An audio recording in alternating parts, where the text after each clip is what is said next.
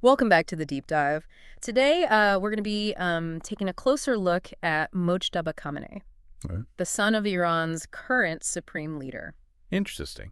You've sent us some reports from Business Standard, News Bites, and the Jerusalem Post. Okay. And they suggest that he's being groomed to take over. Right. Pretty fascinating stuff. Yeah. A potential power shift in a country that's already, a major player on the world stage. It certainly is. Yeah.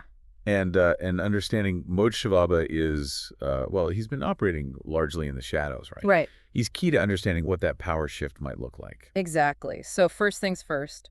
Who is this guy? Right. He's got this reputation for being powerful, but he's also a bit of an enigma. Yeah. What's the story there? Well, one of the most striking things about Mojtaba is that he holds no official government position.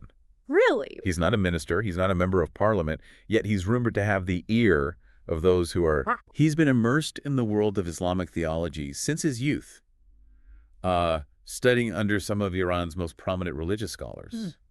And now he teaches at the Qom Seminary, Oh, wow. one of the most important centers of Shia Islamic learning in the world. Okay, so we've got the religious credentials. Yeah. But how do you go from teaching at a seminary to wielding political power, especially without holding any official office? Right. Well, that's where his lineage comes in. Yeah, Being the son of the supreme leader obviously carries a lot of weight. of course. But he hasn't just relied on his family name. He's been strategic about building his own network of influence. Okay. His marriage to Zahra Haddad Adel, the daughter of a prominent political figure, cemented his ties to a powerful family within the Iranian establishment. So it's a mix of family connections and savvy maneuvering. Exactly. But there's also the whole IRGC connection, right? Right. What's the nature of his relationship with them? Well, the IRGC, the Islamic Revolutionary Guard Corps, Right. is a force to be reckoned with in Iran. Yeah. They have significant political and economic clout.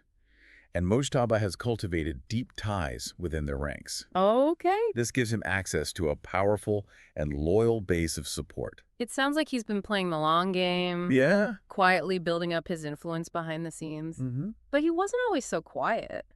He had a pretty visible role in the 2005 and 2009 elections, didn't he? Yes, those elections were a turning point for Iran. Okay. And they offer some insights into Mojtaba's political instincts. Okay. He was a fervent supporter of Mahmoud Ahmadinejad, Right. a hardline figure whose presidency marked a shift towards a more confrontational stance on the international stage. And the 2009 election was particularly controversial, right? There were massive protests, accusations of fraud. Exactly. And Mojtaba's role in that post-election period really cemented his image as a hardliner. I see. He was accused of being instrumental in orchestrating the crackdown on the protests, Wow. using the IRGC to suppress dissent and maintain control. So this was a guy who was willing to use force to defend the regime, even when faced with widespread public anger. Yeah. It gives you a sense of his commitment to the theocratic establishment and his willingness to take drastic measures to protect it. Precisely. Yeah. It showed that he wasn't afraid to get his hands dirty, so to speak, Yeah. and that he was willing to make tough decisions when the stakes were high. Okay, so now we have a better picture of the man himself. Right. But why are people talking about him as the next TC supreme leader? What's going on with his father, the current supreme leader? Well, Ali Khamenei is in his mid-80s, Okay. and his health has been declining for years. There have been reports of cancer, rumors of other ailments, and a general sense that his time in power is limited. This has naturally led to speculation about who will succeed him. And this isn't just idle gossip, right? There are official bodies involved in choosing the next supreme leader. Absolutely. The Assembly of Experts, Right. a body of clerics elected by the people, is constitutionally responsible for selecting the next supreme leader. And there have been whispers, some louder than others, that they've already started the process of choosing Mojtaba as the successor. Hold on a second. Are they just going to hand him the keys to the country? Don't they have to consider other candidates? Well, that's where things get murky. The Assembly of Experts is supposed to operate through deliberation and consensus, Okay. but there have been reports of secret meetings, backroom deals, and pressure tactics used to silence dissenting voices within the Assembly. It's a system shrouded in secrecy, and that makes it hard to know for sure what's going on. But the fact that these rumors persist and that they're coming from sources both inside and outside Iran suggests there's at least some truth to them.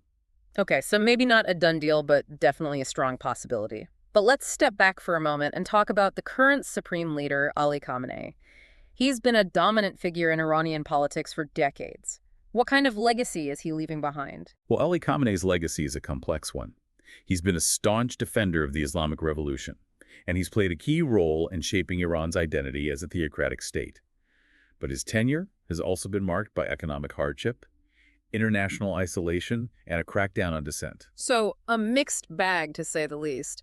But how has he managed to maintain such a firm grip on power for so long? He's been a master of consolidating power. He's carefully cultivated loyalists within key institutions, from the judiciary to the military, ensuring that those who might challenge his authority are sidelined.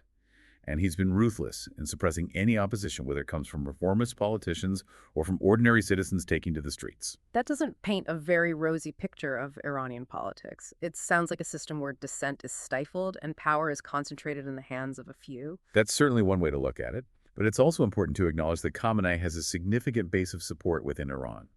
Many see him as a strong leader who stood up to the West and maintained Iran's independence in the face of immense pressure. It's interesting to consider how that legacy, that model of leadership, might influence Mojtaba if he does take over. Will he follow in his father's footsteps, or will he try to chart his own course?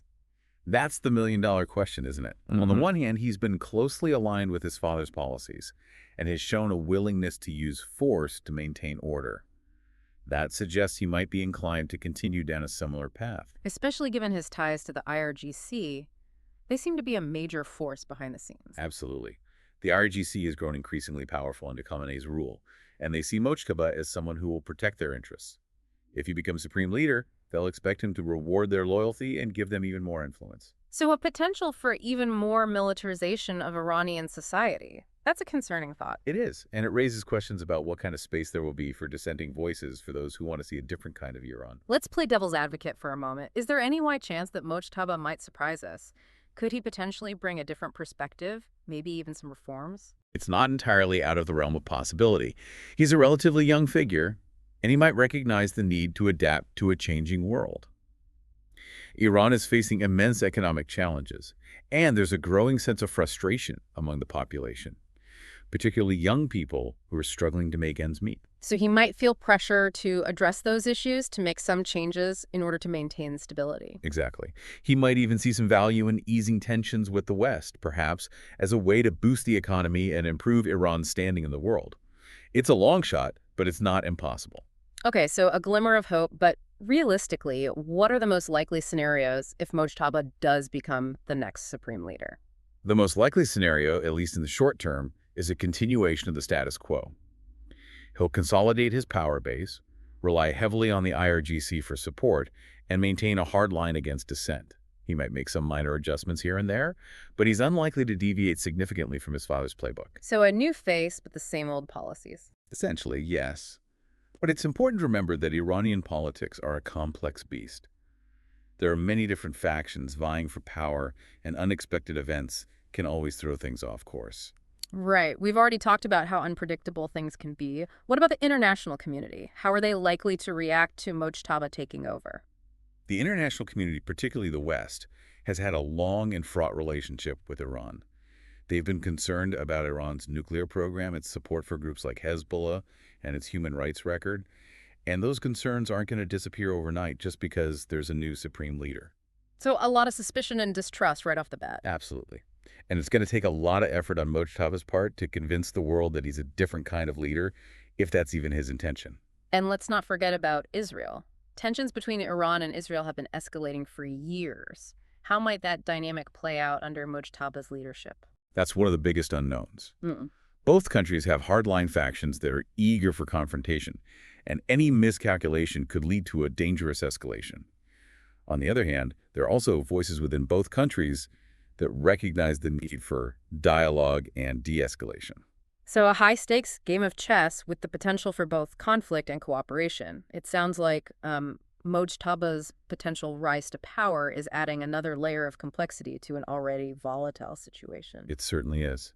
And it's a reminder that the Middle East is a region where even the smallest spark can ignite a major conflagration. Okay, we've covered a lot of ground here. Yeah, We've gone from, who is this guy to what does his potential leadership mean for Iran and the world? right. It's amazing how much we've uncovered just from these few articles you sent in. It is. It's a testament to how much information can be gleaned from even seemingly small details when you know where to look and how to connect the dots. Exactly. So to wrap things up, can you give us a quick recap of the key takeaways about Mojtaba Khamenei? Absolutely. He's a figure who's been shrouded in secrecy, but we know he's deeply embedded in Iran's religious and political elite. Okay. He's got the lineage, the connections, and the hardline credentials that make him a serious contender for the supreme leader role. Right. He's shown a willingness to use force to maintain order, and his ties to the IRGC suggest he might favor a more militaristic approach to governance. So not exactly the image of a reformer. Not at first glance, no. Well, But it's important to remember that power can have a transformative effect. Once in that position of ultimate authority, he might surprise us. He might see the need for change, for compromise, for a more pragmatic approach to dealing with both internal and external challenges. it's a fascinating thought, the possibility that this hardliner, this behind-the-scenes operator, could become the one who steers Iran in a new direction. It is. And it highlights the inherent uncertainty of any leadership transition, especially in a country as complex and volatile as Iran. Well, you've given us a lot to think about. This has been an incredible deep dive into the world of Iranian politics. It's been my pleasure. And to our listener, keep an eye on Mojtaba Khamenei. This is a story that's far from over. Couldn't have said it better myself. Thanks for joining us for the deep dive. Until next time, keep exploring and keep learning.